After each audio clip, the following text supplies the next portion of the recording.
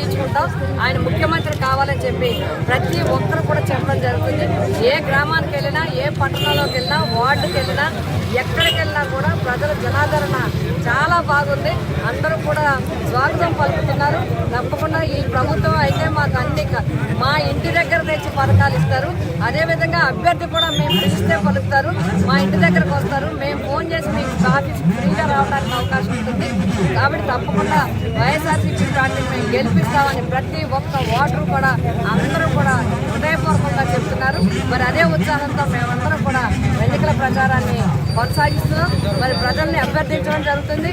ఈ ప్రభుత్వం ఇప్పటి వరకు ఏం చేయగలిగిందో అన్నీ చేస్తాం. ఇంకా ఎవరికైనా సంక్షేమ పథకాలు అందాలన్నా వారికి అందిస్తాం. అదేవిధంగా మరి ఈ ముఖ్యమైన సమస్యలు ఉన్నాయి. పట్టణాల్లో అయితే త్రాగునీటి సమస్య కొంత ఉంది, వాటిని కూడా తీర్చడానికి చేస్తాం.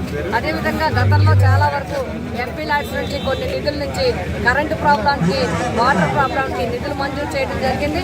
మళ్ళీ వచ్చిన తర్వాత కూడా తప్పకుండా వారికి ఇబ్బందులన్నీ చేస్తాం. అంతేకాకుండా ప్రధాన సమస్యలు ఏలేరు ఆధునీకరణకు సంబంధించిన విషయం, అదేవిధంగా బీపీసీకి సంబంధించిన నీటికి సంబంధించిన విషయం, తాగునీరు విషయంలో రైతాంగానికి ప్రభుత్వం ఎప్పుడూ అండగా ఉంటుంది. సముద్ర కోత, తీర ప్రాంత సముద్ర కోత పరిరక్షణ కూడా చేయడానికి కేంద్ర రాష్ట్ర ప్రభుత్వాలతో ఆల్రెడీ ప్రపోజల్స్ పెట్టడం జరిగింది. మళ్ళీ లెటర్స్ ఇవ్వడం జరిగింది. మళ్ళీ ఎన్నికల అనంతరం వాటిని పూర్తిగా స్పీడప్ చేసి చేయడం జరుగుతుంది. అలాగే ఇళ్ల స్థలాలకి ఎప్పుడూ లేని విధంగా సుమారు ఈ నియోజకవర్గంలోనే 19,000 మందికి పట్టాలు ఇవ్వడం జరిగింది. మరి వాటిని లెవెలింగ్ చేసి వారికి ఇల్లు కట్టుకోవడానికి అవకాశంగా కొంతమందికి అందించాల్సిన అవసరం ఉంది. భవిష్యత్తులో అవి కూడా అందిస్తాం.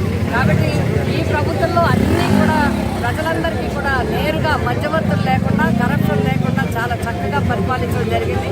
కాబట్టి రాబోయే కాలంలో కూడా మరి జగనన్న గారి యొక్క ఆలోచనతో, వారి విధానంతో మేమందరం కూడా ముందుకు వెళ్ళడం జరుగుతుంది.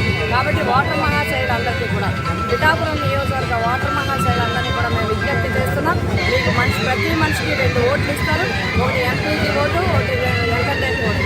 2 ఓట్లు కూడా ఫ్యాన్ గుర్తు మీద వేసి అఖండమైన మెజార్టీని గెలిపించాలని, అభ్యర్థులు గెలిపించాలని, మీకు ఎప్పుడూ అందుబాటులో ఉండి సేవ చేస్తామని, ఈ నియోజకవర్గాన్ని అభివృద్ధి చేస్తామని తెలియజేస్తాం.